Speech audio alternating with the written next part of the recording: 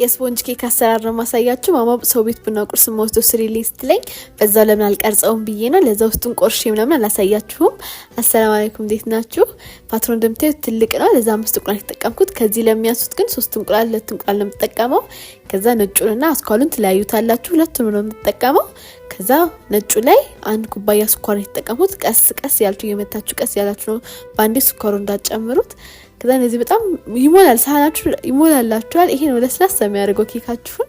ከዛ አስኳሉ ጨምሩበታላችሁ። ቫኒላና አቺቶን ያደረኩት ትንሽዬ። ከዛ እሱን አንዴ በደንብ ትከመሱታላችሁ። ክሬምነቱ በጣም ነው ደስ የሚለው።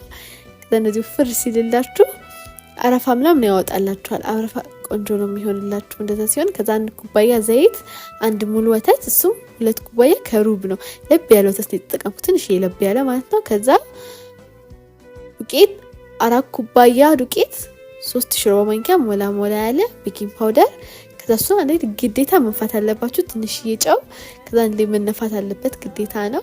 ከዚህ በኋላ መምቻ ምናምን ተጠቀሙ። ቀስ ያላችሁ በእጃችሁ የምትዳርሱት። ቤኪንግ ፓውደር ከጨምራችሁት በኋላ በጣም ስትመቱት አይነፋላችሁ ማለት ነው። ከዛ ፓትራችሁ ላይ ዘይትና ዱቄት ወለም ታረጋላችሁ።